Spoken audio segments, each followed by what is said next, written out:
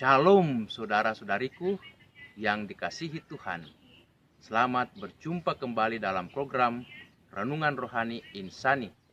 Inspirasi Sabda Allah hari ini, Minggu 13 September 2020, bersama saya, Pastor Marcel Lolotandung. Mari kita berdoa dalam nama Bapa dan Putra dan Roh Kudus. Amin. Allah Bapa yang Maha Baik, kami bersyukur karena begitu besar kasih-Mu kepada kami, walaupun kami seringkali berbuat kesalahan dan dosa. Engkau berkenan mengampuni kami, bahkan mengasihi kami. Semoga kami senantiasa dikuatkan untuk juga dapat memberikan pengampunan dan juga saling memaafkan dalam hidup. Demi Kristus Tuhan dan pengantara kami. Amin. Mari kita mendengarkan sabda Allah dari Injil Matius bab 18 ayat 21 sampai 35. Kemudian datanglah Petrus dan berkata kepada Yesus, "Tuhan, sampai berapa kali aku harus mengampuni saudaraku jikalau ia berbuat dosa terhadap aku? Sampai 7 kali?" Yesus berkata kepadanya, "Bukan, aku berkata kepadamu, bukan sampai 7 kali, melainkan sampai 70 kali 7 kali.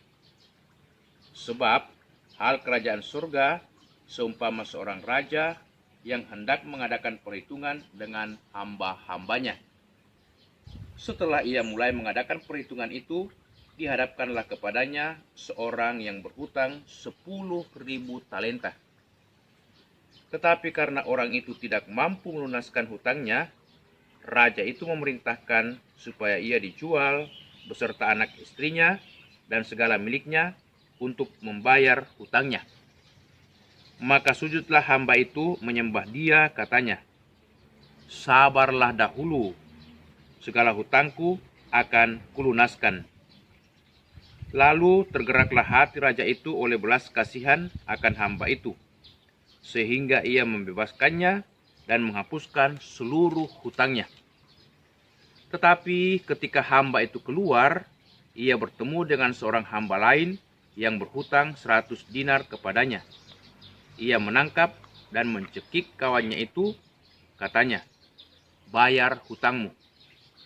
Maka sujudlah hambanya kawannya itu dan memohon kepadanya, 'Sabarlah dahulu, hutangku itu akan kulunaskan.' Tetapi ia menolak dan menyerahkan kawannya itu ke dalam penjara sampai dilunaskannya hutangnya. Melihat itu, kawan-kawannya yang lain sangat sedih, lalu menyampaikan segala yang terjadi kepada tuan mereka. Raja itu menyuruh memanggil orang itu dan berkata kepadanya, 'Hai hamba yang jahat, seluruh hutangmu telah kuhapuskan karena engkau memohonkannya kepadaku. Bukankah engkau pun harus mengasihi kawanmu seperti aku telah mengasihi engkau?' Maka marahlah tuannya itu dan menyerahkannya kepada algojo-algojo sampai ia melunaskan seluruh hutangnya. Maka Bapakku yang di sorga akan berbuat demikian juga terhadap kamu, apabila kamu masing-masing tidak mengampuni saudaramu dengan segenap hatimu." Demikianlah Injil Tuhan. Saudara-saudariku, seringkali muncul pertanyaan dari luar diri kita, ataukah juga dari dalam diri kita. Mengapa sejumlah orang tidak mengalami hidup yang damai? Ataukah juga mengapa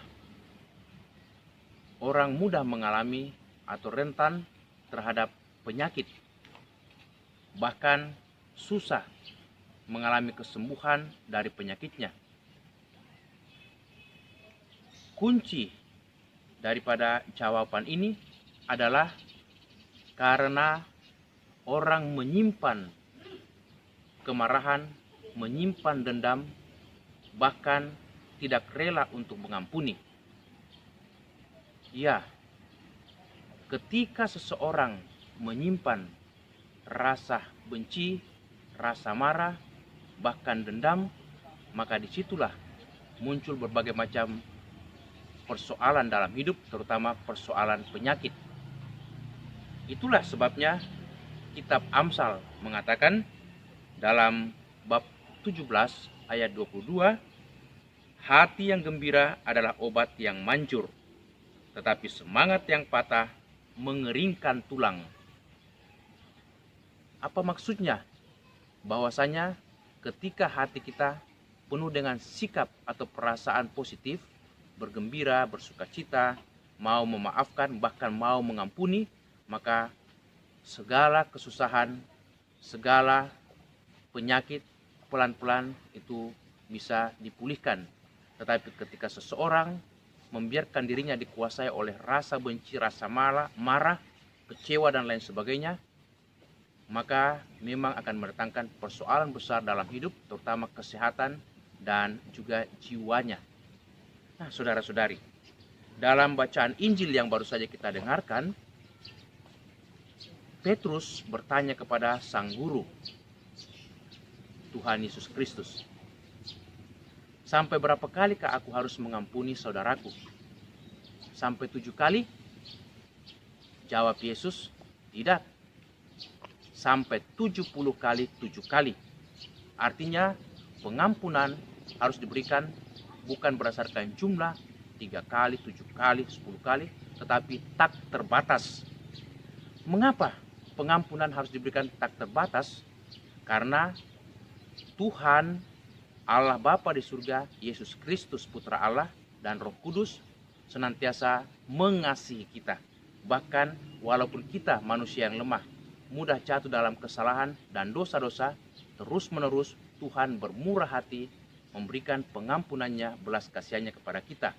Puncak pemberian pengampunan dan belas kasihan Tuhan itu ketika Yesus mau menerima salib, mengalami derita dan dibunuh di atas kayu salib. Walaupun dia juga dibunuh dan disiksa, sebelum dia mati, Yesus masih sempat mendoakan orang-orang yang menyalibkannya atau orang-orang yang memusuhinya.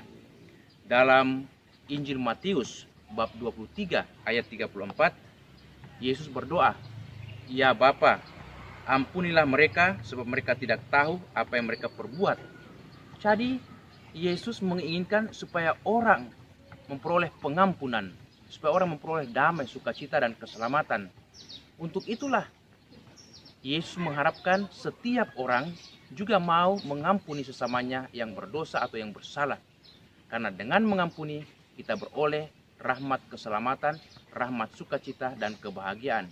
Semoga kita tidak menyimpan dendam, menyimpan kemarahan, tetapi mau mengampuni sesama kita, bahkan juga mau berdamai dengan sesama, agar kita beroleh sukacita dan juga keselamatan, menjadi putra dan putri daripada Allah Bapa. Amin. Kita berdoa, Tuhan Yesus Kristus, Engkau telah menunjukkan teladan pengampunan yang luar biasa, walaupun kami seringkali berbuat dosa. Semoga kami senantiasa juga siap sedia untuk saling mengampuni berapapun kesalahan kami, walaupun itu tidak mudah ataukah walaupun itu berat, dan semoga kami senantiasa mau hidup berdamai dengan sesama.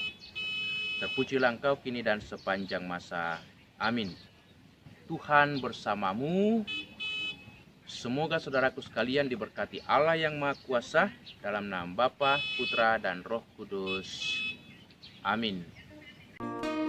Terima kasih buat sahabat-sahabatku yang dengan setia mendengarkan renungan rohani dari channel Insani, Inspirasi Sabda Allah hari ini.